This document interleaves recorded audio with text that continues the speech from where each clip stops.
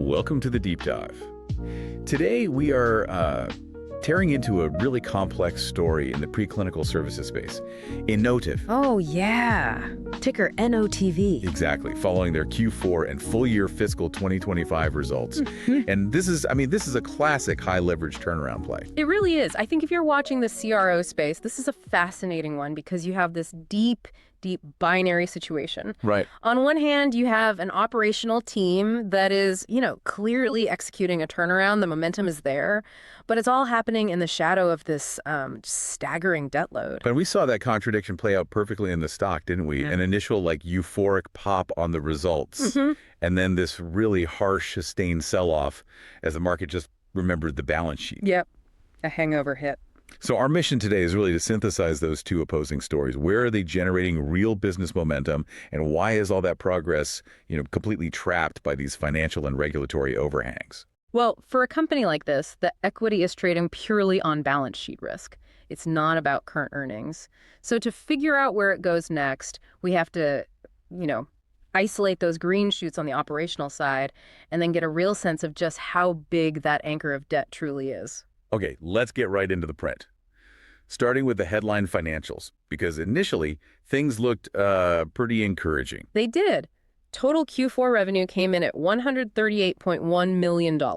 Which is a solid 5.9% increase year over year, and it hit the high end of their own pre-announced range. So, pretty much in line, maybe a little bit positive, but that wasn't the real story. No. The thing that drove that immediate, albeit temporary, stock pop was the adjusted EPS number. Exactly. It came in at negative 14 cents. A loss, sure. But the street was expecting something closer to negative 47 cents. I mean, that's a massive beat. They beat by more than 30 cents a share. It signaled they're getting to profitability way faster than anyone had priced in. And you can see that improvement most clearly in the profitability metrics.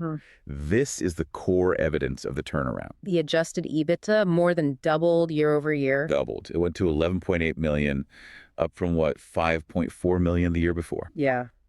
Doubling EBITDA in a year is a staggering operational achievement.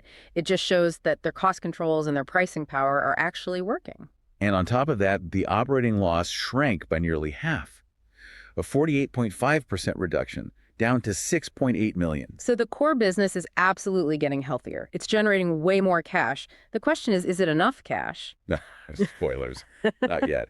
But let's stick with the good news for a minute. Fair enough. So here's where we get into the engine that's driving all this. The Discovery and Safety Assessment segment, or DSA. This is the higher margin strategic piece of the business. And it was the primary revenue driver, up a really robust 15.7% year over year to 51.6 million. And the future pipeline there, the metrics are rock solid. We saw a huge acceleration in demand. The DSA net awards were up an astounding 61% year over year in Q4. 61%. That's incredible. So what does that mean for the next few quarters? It translates directly into strong forward visibility. Their book-to-bill ratio was a really solid 1.08 for the quarter. And 1.05 for the full year. So anything over 1 means you're growing your backlog. Which they are. The backlog grew to $138.2 million. That's essentially a guaranteed revenue floor for the coming year. But the number that stood out to me was the conversion rate. Oh, absolutely. The rate at which they turned that backlog into actual revenue was 37.4%. And to put that in context for you, that's the highest quarterly rate they've seen in 3 years. It's a huge deal. It signifies not just strong demand, but a real improvement in their internal execution. They're just getting faster at doing the work. So the high-margin DSA business is humming. Execution is improving. Demand is accelerating. That's a powerful story. But, turnarounds always have a messier side. What about the other half, the research models and services, or RMS segment? RMS is definitely the legacy piece, and it's all about repair. Growth was modest, up less than 1%, but that's not the goal there. Management's whole strategy is margin repair. Through cost cutting. Is their big site consolidation plan still on track? It is. They confirmed phase 2 is running smoothly. The plan is to close 13 total RMS facilities. That's about 60% of their entire RMS footprint over 3 years. And that's supposed to save, what, 6 to 7 million a year? 6 to 7 million in annual savings, yeah. It's necessary surgery to get rid of inefficient overhead. I also found the details on customer experience telling. They said RMS client complaints were down 55% over the last 2 years. Right, which is a sign the underlying systems are finally getting stable. They've been on this massive IT integration project, reducing their total number of systems from like a staggering 249 down to 162. Wow. So that's serious streamlining, fewer points of failure. Okay, so we have undeniable evidence of strong execution. DSA is growing fast, margins are repairing, legacy costs are coming down. But the market refused to believe the story. Right. Why did the market decide that this operational narrative just wasn't worth sustaining that rally? Because the operational narrative is, it's like a candle in a financial hurricane. And that brings us to the overhangs. Starting with the balance sheet. The anchor. Total debt is still massive at roughly $402 million. And what's crucial for you to understand is how that debt creates an interest expense crisis. The interest expense in Q4 alone jumped to $15.7 million. Which is up 27% year over year. And that $15.7 million is a financial black hole. Explain that. Well, think about it this way. Their adjusted EBITDA, all that cash they generated from operations, was $11.8 million. Okay. Their interest expense was nearly $4 million higher than the cash their entire operation generated. So the cost of the debt is completely overwhelming the business improvements. It's neutralizing the entire operational turnaround.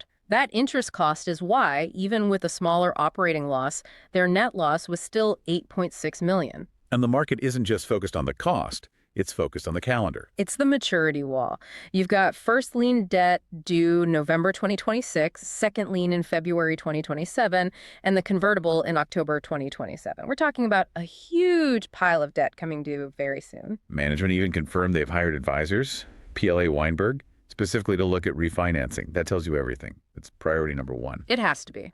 And beyond the debt, they also talked about that ransomware attack from August. Right, the cyber incident. They call that the primary headwind for Q4. Yeah, and you have to wonder about the timing, right in the middle of that big IT integration. But they said it led to costs for overtime, rework, forensics. And the intangible costs, right. The distraction, maybe some customer hesitation. Yeah. It's hard to quantify, but it's definitely a drag. For sure. What about regulatory risk? There were questions about the new FDA guidance on reducing primate testing. Management downplayed this one pretty hard. They said their exposure to monoclonal antibodies, which is the focus of the guidance, is minimal. And they also said, client behavior hasn't really shifted yet. It's guidance, not a mandate. So some noise, but they argue the immediate impact is small. Okay, so given all these conflicting signals, great execution, crushing debt, what's the forward outlook? They decided not to give formal guidance for fiscal 26. Yeah, and that just underscores the uncertainty. When your capital structure is in play, you can't really give granular guidance. Makes sense. But the qualitative commentary, reading between the lines, it was pretty optimistic on demand. They said pharma and biotech budgets for 2026 are looking flat to up. Which is encouraging. Very. And that quoting and awards are up materially, and they're booking work further out. Their large animal capacity is pretty much full for the next couple of quarters. They also reminded everyone about seasonality. Q1, which is the quarter ending in December, is always their weakest because of the holidays. So you should expect a sequential dip there. But really, the stock price tells the whole story. The S&P 500 is up over 17% in the last year. The biotech index, XBI, is up over 24%. And Inotiv. Down about 80%. It confirms the stock is trading exclusively as a high-risk, distressed, over-levered CRO. A fundamentally better operating business trapped inside a broken capital structure. Exactly. So the key catalysts going forward have to be about that structure. The operational execution alone, however good it is, isn't enough to fix the equity. It's all about refinancing or an asset sale. That analysis sets us up perfectly for our final segment. Welcome to This Is Not Financial Advice. This is where we put on our most outrageous yet plausible speculative analyst hats and pitch the trade that the market isn't ready for. All right, today's trade idea is what I'm calling the $400 million debt refinancing leveraged bet. I like it. The thesis is simple. Inotiv is a fundamentally better company operationally than it was. We've seen the data, huge revenue growth, accelerating DSA awards, doubled EBITDA. Yeah. But the $402 million debt load is the anchor keeping the stock under $1. The market has priced in the worst-case scenario, a horribly dilutive equity raise, maybe even a default. That's why the stock is where it is pricing in maximum risk. So the outrageous but plausible pitch is this. You go long the common stock, it's trading around 80 cents, and you are betting on a successful, non-dilutive balance sheet repair. You're betting on the advisors they hired. You're betting that PLA Weinberg pulls a rabbit out of a hat.